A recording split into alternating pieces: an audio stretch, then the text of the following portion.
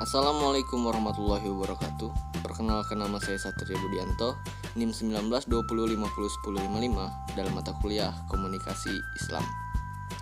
Pada kesempatan kali ini saya akan menganalisis sebuah video pidato dari seorang tokoh terkenal yang bernama Najwa Shihab atau yang kerap kita sebut sebagai Mbak Nana. Apakah Mbak Nana menggunakan prinsip komunikasi Islam dalam penyampaian pesannya? Mari kita simak videonya. Catatan ini untuk para perempuan yang mengambil peran sebagai anak dan atau menantu, istri dan atau ibu, saudara dan atau ipar, tetangga dan warga negara. Pada bagian awal ini, Mbak Nana tidak memberi salam, akan tetapi ia menggantinya dengan menyapa komunikan. Yang berkarya, yang bekerja di luar rumah, memilih berdaya dengan sukarela sepenuh hatinya. Perempuan yang berkontribusi lewat berbagai bidang dan cara. Sebagian perempuan mengalami hambatan bahkan celaan harian dari lingkungan. Sebagai perempuan, sekedar membuat pilihan saja sudah menantang. Kita kerap didera perasaan bersalah walau memiliki tujuan mulia.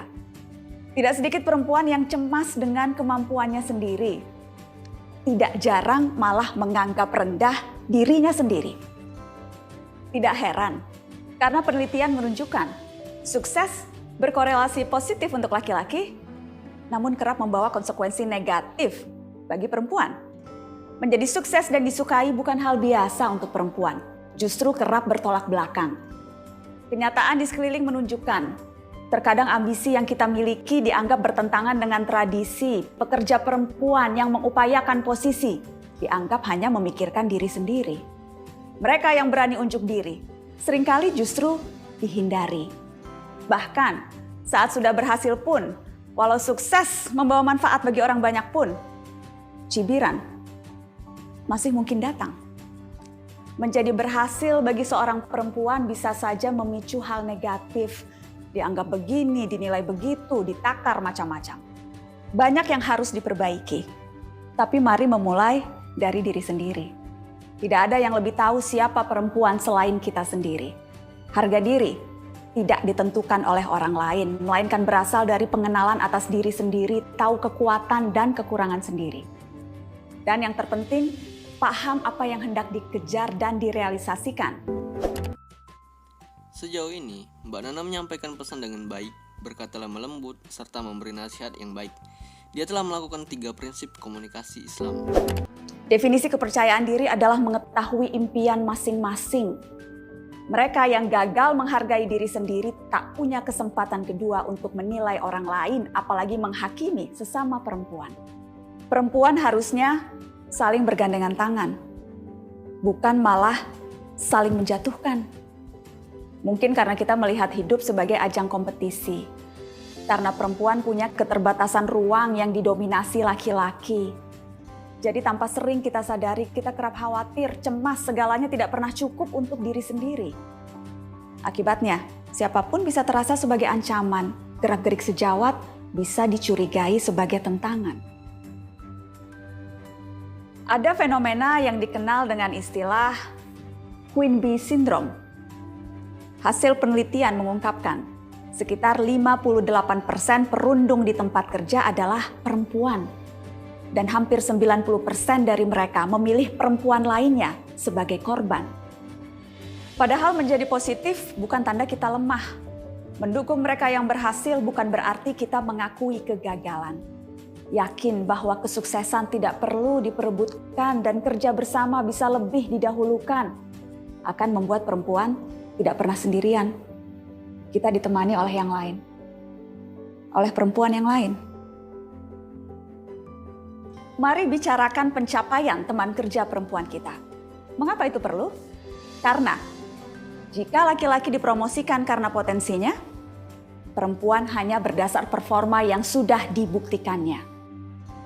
Jangan mengikuti gaya mereka yang kerap memperkenalkan pemimpin perempuan di depan umum bukan dengan pengakuan akan keahlian, tetapi pujian pada penampilan.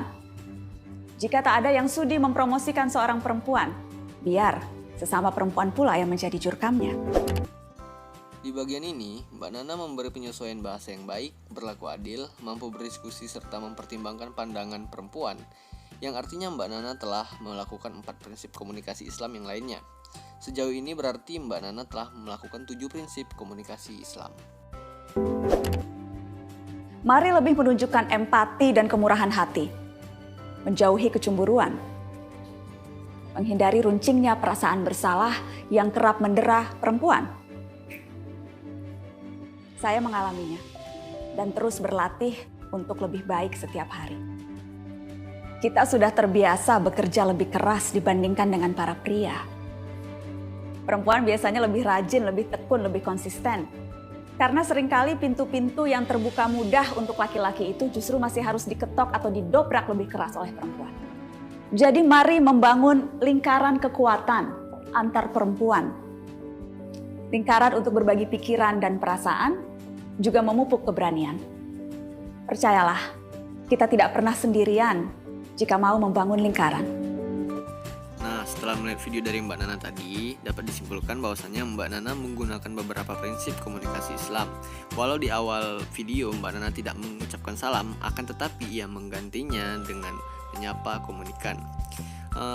Beberapa prinsip komunikasi Islam yang diterapkan oleh Mbak Nana dalam penyampaian pesannya yaitu berkata lemah lembut, berkata baik, menyebut yang baik dari komunikan, memberi nasihat yang baik, berlaku adil, penyesuaian bahasa, mampu berdiskusi, mempertimbangkan pandangan orang lain. Yang artinya Mbak Nana telah menyampaikan 8 prinsip komunikasi Islam dalam penyampaian pesannya. Baiklah, mungkin sampai di sini dulu video analisis dari pidato Mbak Nana. Lebih kurang saya mohon maaf, pada Allah saya mohon ampun. Saya atas nama Satria Budianto pamit undur diri. Wassalamualaikum warahmatullahi wabarakatuh.